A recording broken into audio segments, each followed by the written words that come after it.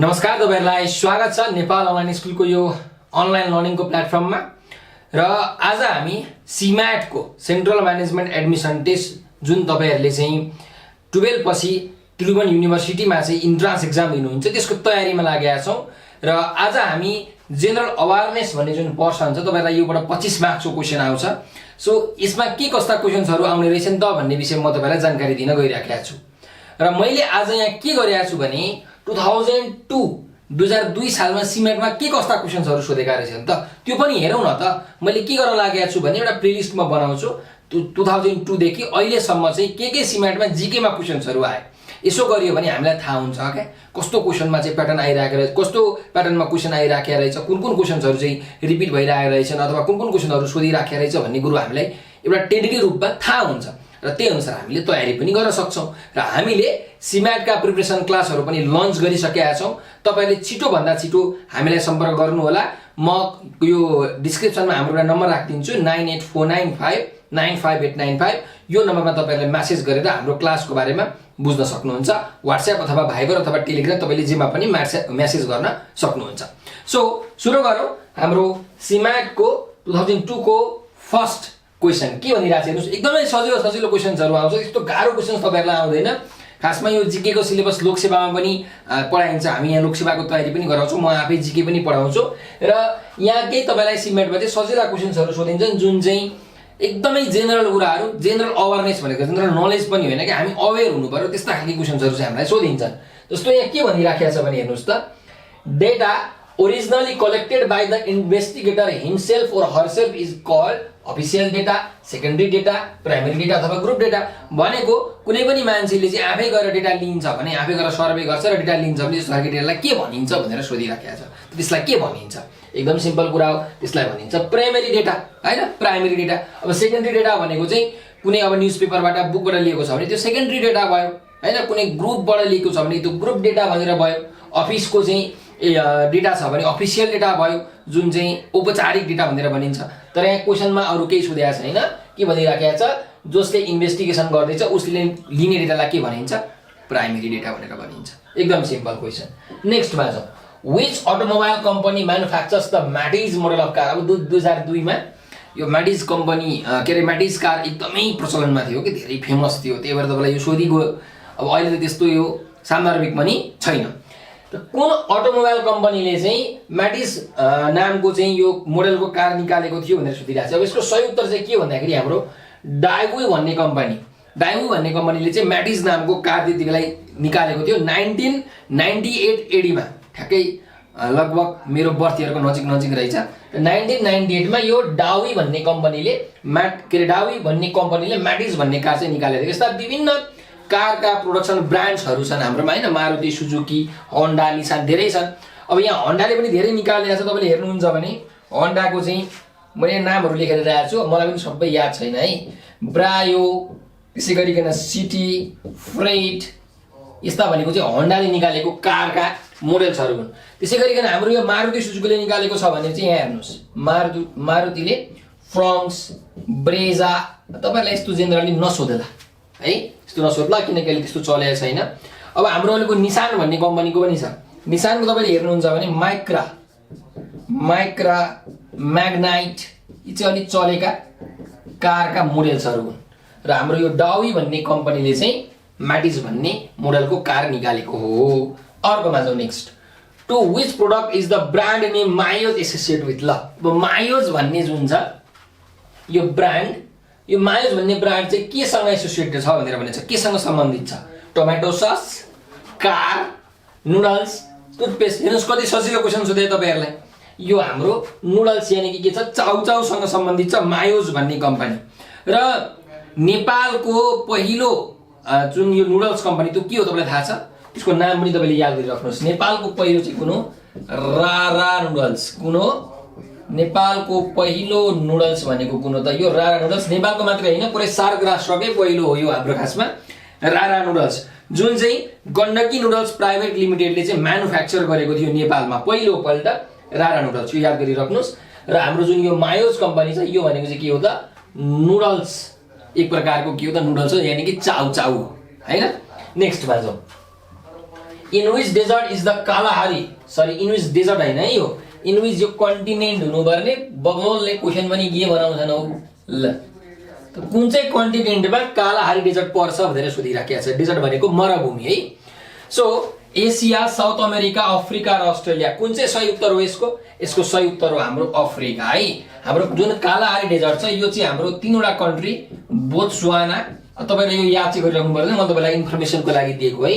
So Botswana, अर्को Namibia र south Africa, यो 3वटा देशमा फैलिएको छ हाम्रो कालाहारी डेजर्ट, अफ्रिका कन्टिनेन्टमा छ।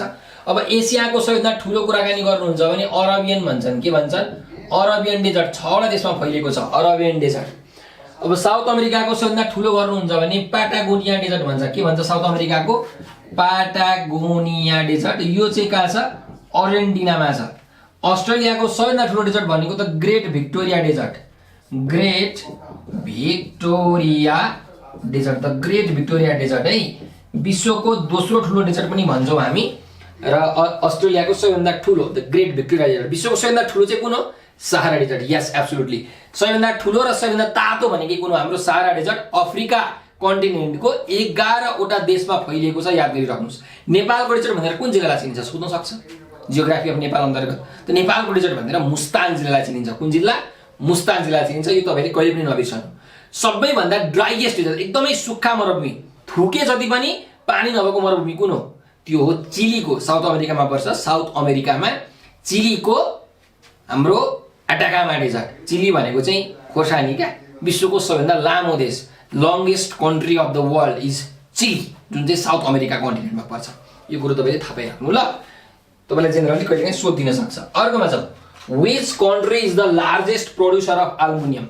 एल्युमिनियम भनेको चाहिँ एउटा मेटल हो, त्यो एल्युमिनियमको लार्जेस्ट प्रोड्युसर चाहिँ कुन हो?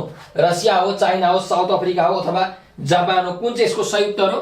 एल्युमिनियमको सबैभन्दा ठुलो प्रोडक्सन हब भनेको कुन हो त? हाम्रो चाइना हो। अहिले पनि हाम्रो के हो त? चाइना नै सबैभन्दा ठुलो प्रोडक्सन हाउस हो अथवा प्रोडक्सन हब हो। सबैभन्दा धेरै एल्युमिनियम यसले नै निकाल्छ, चाइनाले नै निकाल्छ, किनकि इन्डस्ट्रीमा एकदमै धेरै डेभलप भइसकेको छ हाम्रो जुन चाइना।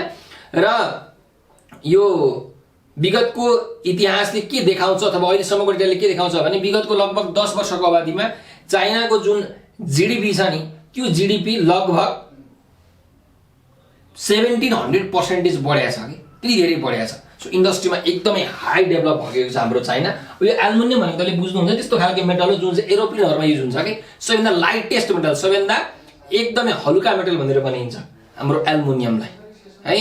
यो चाहिँ प्लेनहरूमा प्रयोग गर्ने गरिन्छ, एरोप्लेनहरूको पार्ट पूर्जाहरू बनाउनको लागि। ठिक छ, नेक्स्टमा जाउँ। अर्को क्वेसन के भनिराखेको छ? To which country does the NASDAQ stock exchange index belong भनेर छ। NAS, नास्ड्याक, नास्ड्याक भन्ने जुन स्टक एक्सचेन्ज छ यो चाहिँ कुन देशमा बिलोङ गर्छ? नेपाल, इन्डिया, युएसए र जापान। यसको सही उत्तर हो हाम्रो युएसए। युएसएमा यो 1971 मा बनिएको के हो त? स्टक एक्सचेन्ज हो। नास्ड्याक यसको फुल फर्म के छ? National association of securities dealers automated quotations भनेर भनिन्छ। ठिक छ, तर तपाईले मेजर याद गर्नुपर्ने भनेको चाहिँ नेपालको। नेपालको तपाईहरुले सुतेर पनि बिर्सिनु भएन, निद्रा पनि बिर्सिनु भएन। नेपालको स्टक एक्सचेन्जको नाम के हो? नेप्से, नेपाल स्टक एक्सचेन्ज भनेर जसलाई भनिन्छ। गभर्नमेन्ट हाम्रो सरकार जुन छ नेपाल सरकारले चाहिँ यसलाई अन गर्छ, भनेको नेपाल सरकार चाहिँ मालिक हो हाम्रो नेप्सेको। ठिक छ, अब इन्डियाको पनि छ हैन, national stock exchange of India भनेर भन्छन् यो इन्डियाकोलाई। जापानकोलाई जापान एक्सचेन्ज ग्रुप भन्छ। के भन्छ? जापान एक्सचेन्ज ग्रुप लाई सर्ट फर्ममा GPX भनेर पनि लेख्ने गरिन्छ।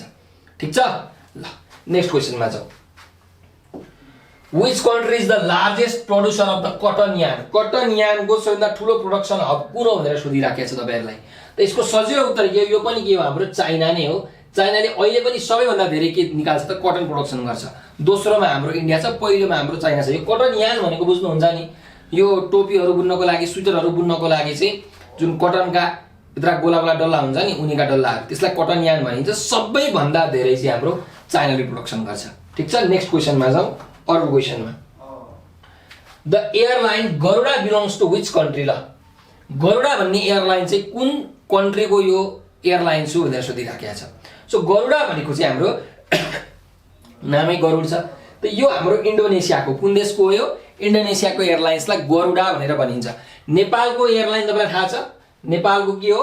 नेपाल एयरलाइन्स कर्पोरेसन, एनएसी भन्छन्। सर्टकटमा यसलाई नेपाल एयरलाइन्स भनेर भन्दा पनि भयो। ठीक छ। अब श्रीलङ्काको के हो? श्रीलङ्काको एयरलङ्का भन्छन्। के भन्छन्? एयरलङ्का अथवा श्रीलङ्कन एयरलाइन्स भनेर भनिन्छ। इन्डियाको लागि भनिन्छ एयर इन्डिया। इन्डियाको हाम्रो एयरलाइन्स जुन गभर्नमेन्ट एयरलाइन्स छ त्यसलाई एयर इन्डिया भनेर भनिन्छ। पाकिस्तानको लागि चाहिँ के भनिन्छ त? पाकिस्तान इन्टरनेसनल एयरलाइन्स भनिन्छ पाकिस्तानको लागि चाहिँ। ठीक छ। ल नेक्स्टमा जाउँ। अर्को question. Let's make things better is the slogan of. तपाईले यसो टिभीमा प्रचारमा पनि सुन्नु भएको होला, यसो सानो हुँदाखेरि हेर्नु भएको होला, मलाई त याद आइराखेको छ। लेट्स मेक थिङ्स बेटर यो चाहिँ कुन कम्पनीको स्लोगन हो? फिलिप्स, डावो, सोनी अथवा ग्रीन लाइन्स ब्याङ्क। यो ग्रीन लाइन्स ब्याङ्क भनेको बुझ्नुहुन्छ तपाईँ कुन हो? हाम्रै स्ट्यान्डर्ड चार्टर्ड ब्याङ्कको जुन पहिले ग्रीन लाइन्स ब्याङ्क थियो है। अब यहाँ कुन सोधिराखेको छ लाउनुहोस् त? फिलिप्स कम्पनी हो कि डावो हो कि सोनी? कुन कम्पनीको हो? तपाईँ यो कम्पनीको कुन हो? हाम्रो फिलिप्स भन्ने कम्पनीको है। यो हाम्रो खासमा नेदरल्यान्डको कम्पनी हो फिलिप्स।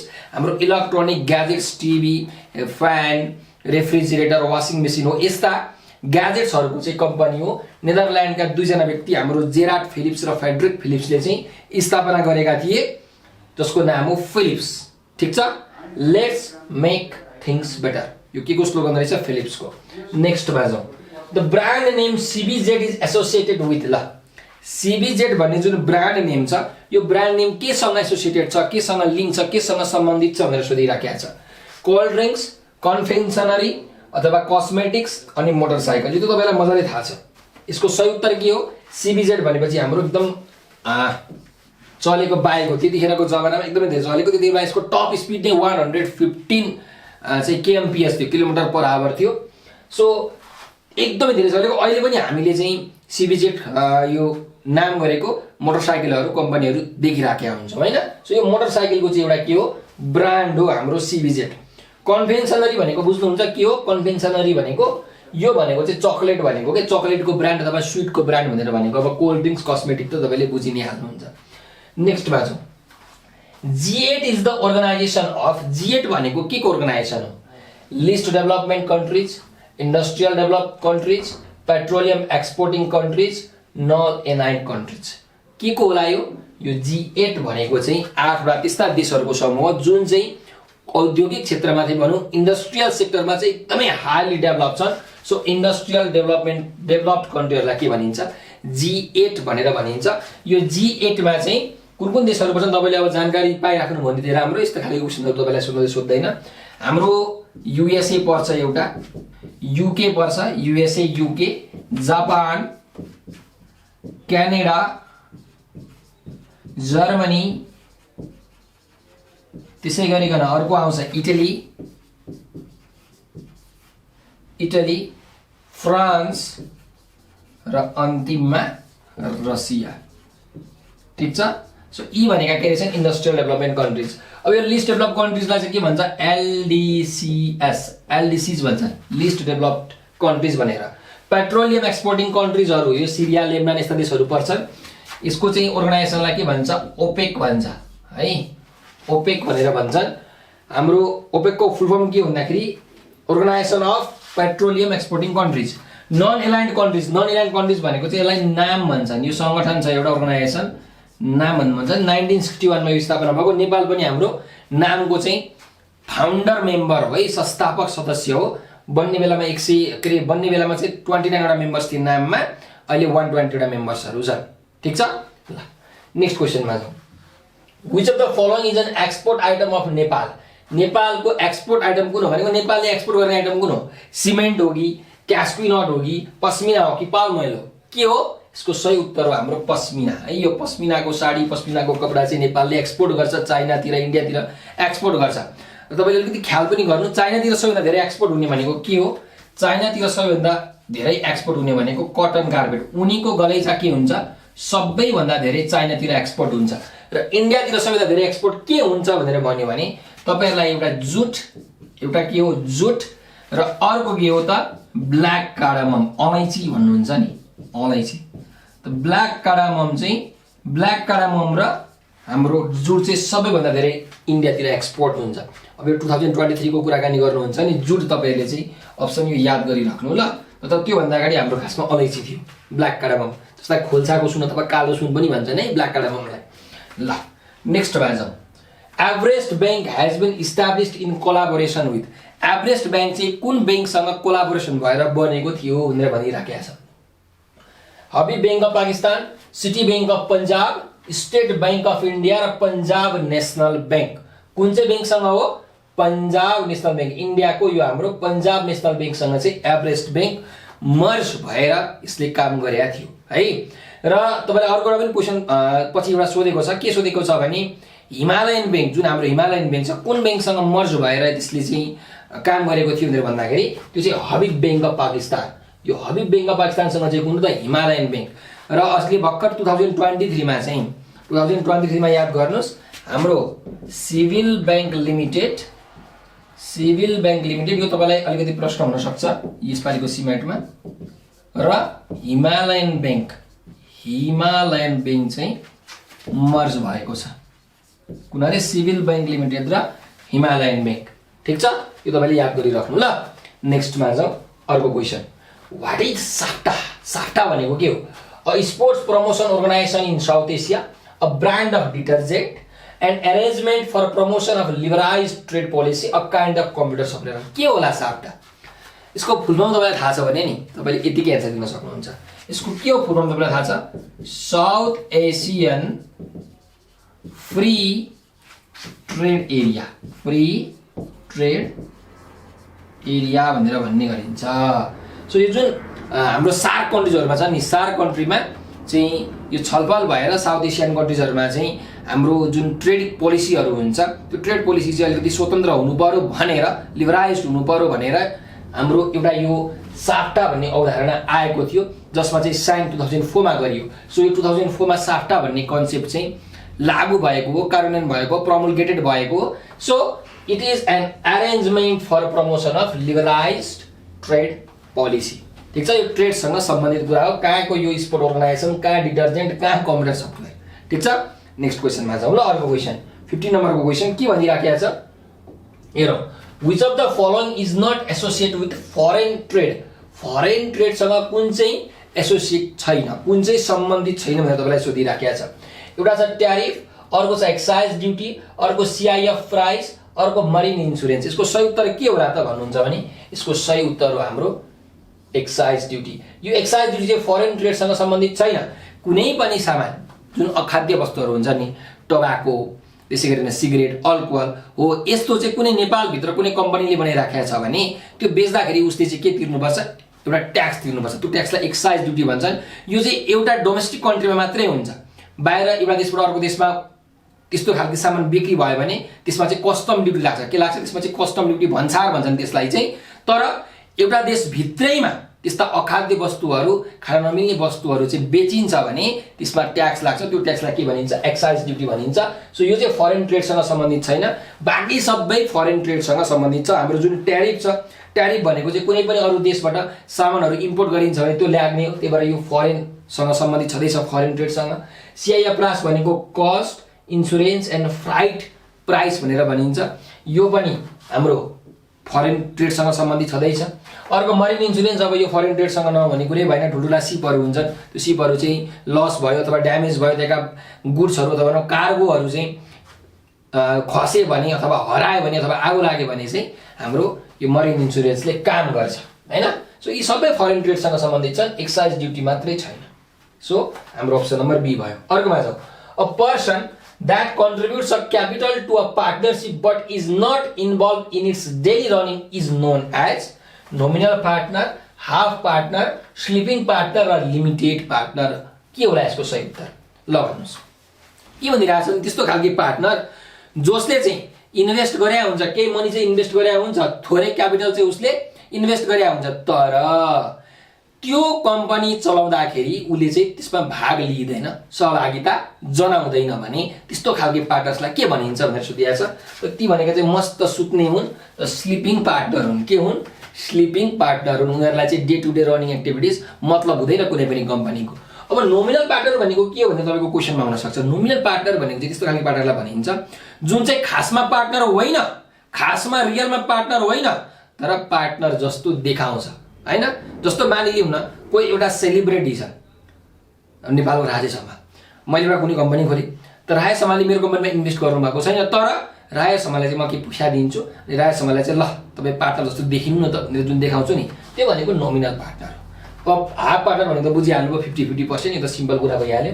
लिमिटेड पार्टनर भनेको चाहिँ त्यस्तो खालको पार्टनर हो जसको एउटा सर्टेन लिमिटेड लायबिलिटी हुन्छ, थोरै मात्रै लायबिलिटी हुन्छ, सबै लायबिलिटी उसमा हुँदैन। त्यस्तो खालको पार्टनरलाई लिमिटेड पार्टनर भनेर भनिन्छ। केही उसले इन्भेस्ट गरे हुन्छ, त्यस्ता मान्छे जसले केही इन्भेस्ट गरे हुन्छ तर भोटिङ राइट भने हुँदैन, त्यस्तालाई के भनिन्छ लिमिटेड पार्टनर भनेर भनिन्छ है त।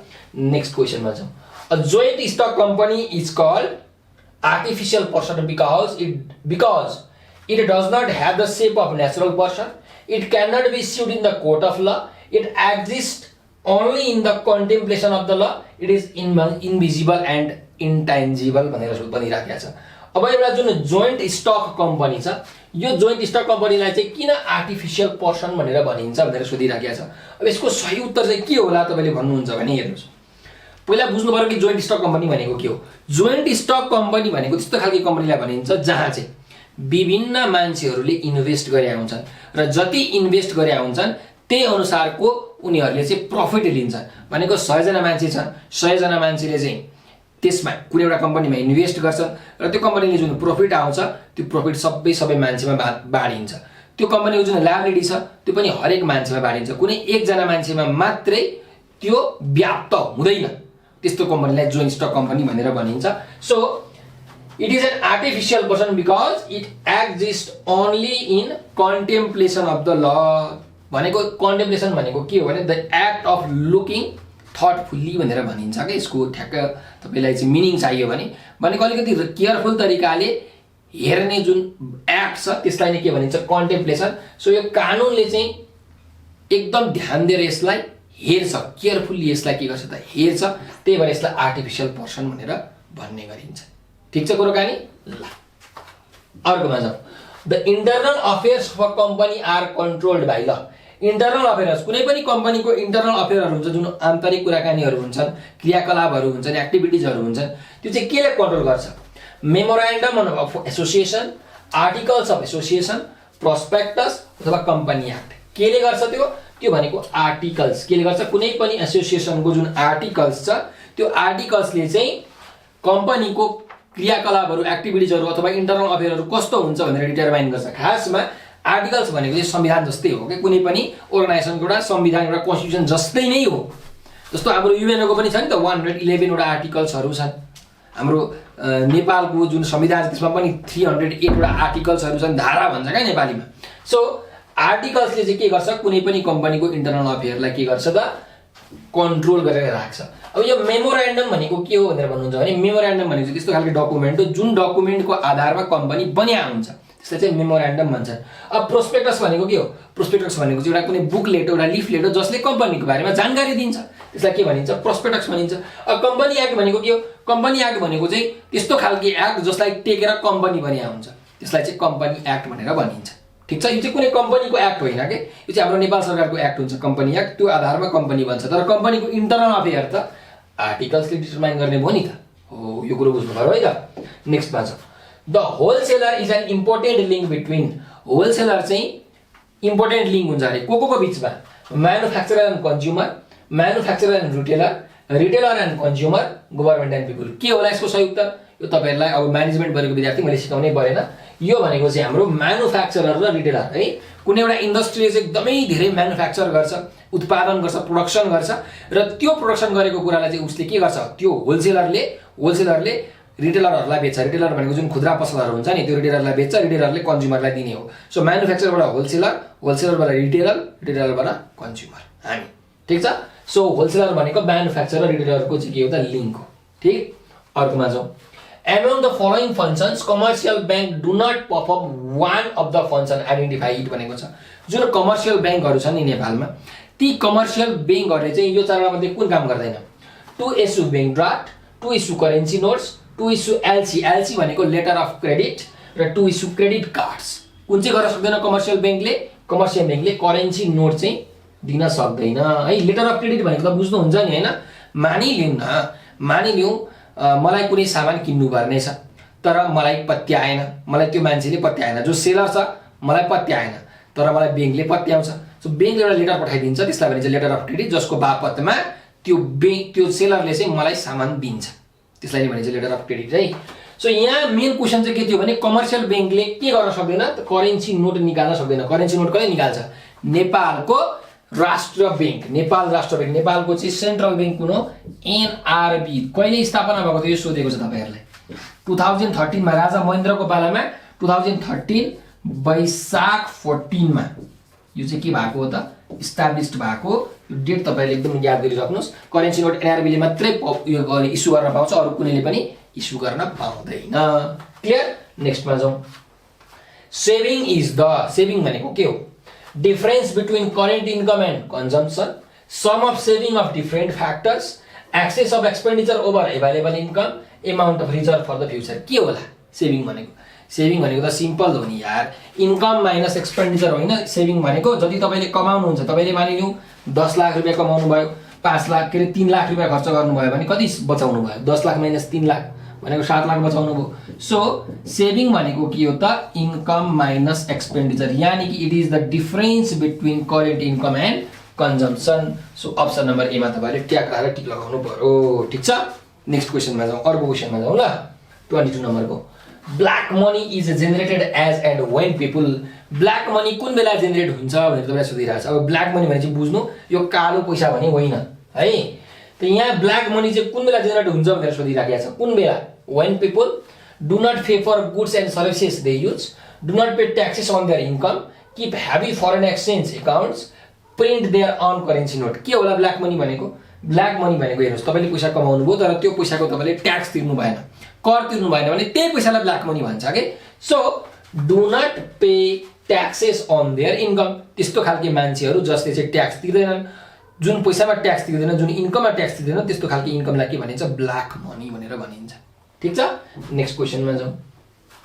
A man insures his house for ₹60,000 and pays the insurance company a yearly sum of 500, this payment is भनिराखेको छ। अब एउटा मान्छेले आफ्नो घर चाहिँ के गरेछ? इन्स्योरेन्स गरेछ हैन। घरको इन्स्योरेन्स गरेको रहेछ, 60,000 को इन्स्योरेन्स गरे रहेछ, र त्यो मान्छेले चाहिँ हरेक वर्ष 500 रुपैयाँ तिर्छ अरे के। भने यो 500 रुपैयाँलाई के भन्छ? प्रिमियम भन्छ, इन्स्योरेबल इन्ट्रेस्ट, डाउन पेमेन्ट अथवा इयरली पेमेन्ट के भन्छ? यसलाई भन्छ इन्स्योरेन्स प्रिमियम। के भन्छ? इन्स्योरेन्स प्रिमियम भन्छ। सो अप्सन नम्बर ए एकदम सजिलो। नेक्स्टमा जाउँ। A laissez faire economy is found only under, अब लेसाइज फेयर इकोनोमी तपाईहरु अब म्यानेजमेन्ट पढेको मान्छेलाई त मैले धेरै सिकाउनै परेन हैन, एकदम सजिलो। लेसाइज फेयर इकोनोमी केमा मात्रै पाइन्छ?